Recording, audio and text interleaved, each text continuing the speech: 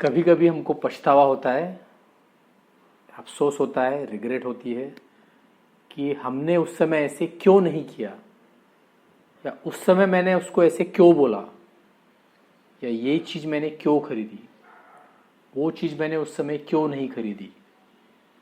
तो ऐसे जब हम अफसोस जताते हैं भूतकाल के बारे में, उस समय हम इस्तेमाल करते हैं should plus have plus past participle यानी V3, क्रियापद का तीसरा रूप। तो जैसे आई शुड हैव स्टडीड हार्डर, मैंने ज़्यादा मेहनत लेनी चाहिए थी, मैंने ज़्यादा पढ़ाई करनी चाहिए थी, मुझे अच्छे मार्क मिले होते। We should have washed our clothes last night, हमने कल रात को ही कपड़े धो लेने चाहिए थे। इस समय हम एंजॉय कर सकते थे। आई should have watch this movie in the movie theatre, ये मूवी मैंने मूवी थिएटर में देखनी चाहिए थी। मैंने मोबाइल के ऊपर देखी, मुझे अच्छी लगी, लेकिन बिग स्क्रीन के ऊपर देखने का जो मज़ा होता है वो अलग ही होता है।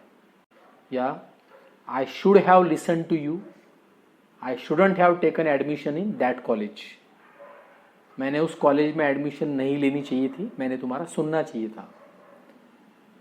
या you should have bought your mobile from my uncle shop, you shouldn't have bought your mobile from that costly shop, you should have at least asked me before buying the mobile, तुमने मेरे अंकल के shop से mobile खरीदना चाहिए था, तुमने उस महंगी दुकान से मोबाइल नहीं खरीदना चाहिए था, तुमने कम से कम मुझे पूछ तो लेना चाहिए था मोबाइल खरीदने से पहले।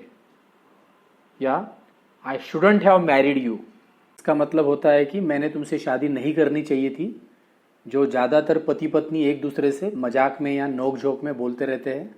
ज़्यादातर बीबियाँ मजाक में ऐसा बोलती है, his father shouldn't have slapped him in front of so many people, उसके पिताजी ने उसको इतने सब लोगों के सामने नहीं मारना चाहिए था। We shouldn't have eaten so much in the wedding reception, हमने शादी के रिसेप्शन में इतना सब नहीं खाना चाहिए था, अब मेरे पेट में दर्द हो रहा है। तो ये सब चीज़ें होगी भूतकाल के बारे में। एक दूसरा तरीका होता है कि अब तक ऐसे हो जाना चाहिए था, they should have phoned us by now, उन्होंने अब तक हमको फ़ोन करना चाहिए था। या Aparna should have return home by now, Aparna ने अब तक घर को लौट जाना चाहिए था। या the guest should have been here by now, मेहमानों ने अब तक यहाँ पे होना चाहिए था। ये सब एग्जाम्पल्स थे शुड के।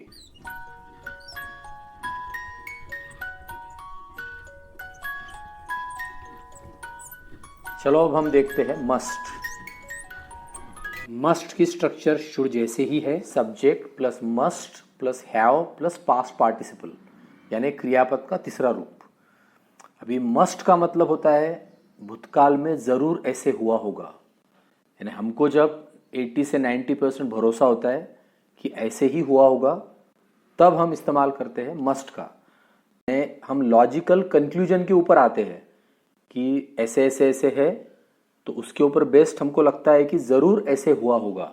जैसे अगर मेरा एक दोस्त है और उसके पैसे चोरी हो गए 2000 रुपये, तो मुझे एक लड़के के ऊपर शक है बहुत, तो मैं बोलूँगा मेरे दोस्त को कि तुम्हारे पैसे ज़रूर अनिल ने ही चुराए होंगे, क्योंकि जो लोग वहाँ पे मौजूद थे उस वक्त, उसमें अनिल ही ऐसा लड़का है जो पैसे चुरा सकता है, लेकिन मैंने मेरे आंखों से अनिल को नहीं देखा चुराते हुए, नहीं तो मैंने बोला होता कि अनिल ने तुम्हारे पैसे चुराए। So Anil must have stolen your 2000 rupees. जैसे दूसरा एग्जाम्पल हो गया कि मेरे दादाजी ने 1975 में ज़रूर शोले मूवी देखी होगी जब वो रिलीज़ हुई थी तब। My grand father must have watched Sholay when it was released in 1975। अगला सेंटेंस हो गया कि जैसे दो स्टूडेंट्स हैं मेरे और वो बहुत रेगुलर है क्लास के अंदर, लेकिन अभी 3-4 दिनों से वो क्लास में नहीं आ रहे हैं, तो मैं बोलूँगा कि वो ज़रूर उनके गांव को होली के लिए गए होंगे। So they haven't attended class for 4 days, they must have gone to their village for Holi. या मैं और मेरा दोस्त लौट रहे थे कहीं से बाहर से, और हमने हाईवे के ऊपर एक आदमी को गिरा हुआ देखा, उसके सिर से बहुत खून जा रहा था। तो घर लौटने पर मैं मेरे दोस्त को बोलूँगा, कुछ देर बाद वो आदमी ज़रूर मर गया होगा क्योंकि उसकी हालत बहुत ख़राब थी। तो ये लॉजिकल कंक्लूजन हो गया कि हमने जो देखा उसके ऊपर से हम एक कंक्लूजन, एक निष्कर्ष निकाल रहे हैं कि ज़रूर ऐसे हुआ होगा। So that man must have died after some time. या अगर किसी व्यक्ति का खून हो गया तो पुलिस इन्वेस्टिगेशन कर रही है, तो एक पड़ोसी बोलता है कि मुझे लगता है कि उसके बीबी ने ही उसका खून किया है। तो वो बोलेगा कि that man and his wife used to quarrel a lot, his wife must have murdered him, कि जरूर उसके वाइफ ने ही उसका खून किया होगा। या हम बोलते हैं कि उस लड़के को अक्षय बहुत अच्छा लगता है, तो जरूर उस लड़के ने अक्षय की नई मूवी अब तक देख ली होगी।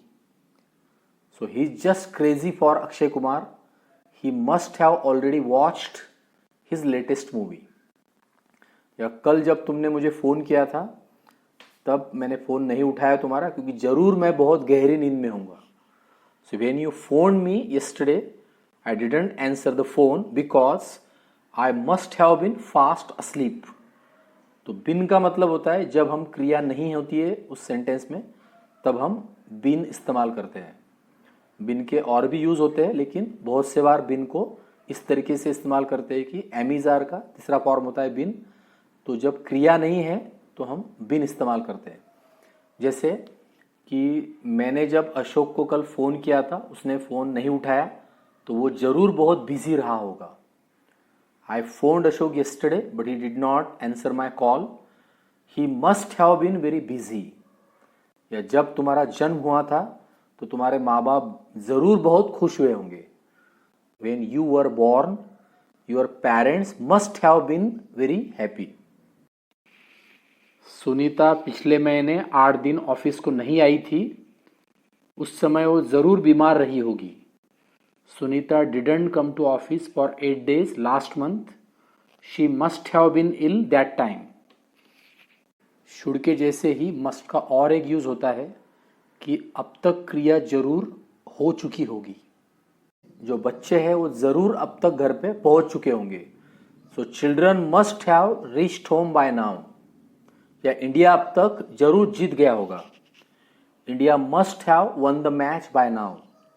अब तक सर ने जरूर अगला टेंस पढ़ा दिया होगा, हम 8 दिनों से क्लास को नहीं जा रहे हैं।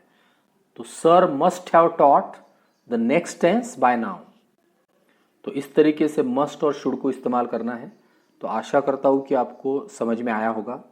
अगर आपको समझ में आया और अच्छा लगा तो लाइक कीजिए, शेयर कीजिए और सब्सक्राइब कीजिए, ताकि इसके आगे भी आप ऐसे ही वीडियो देख सकें।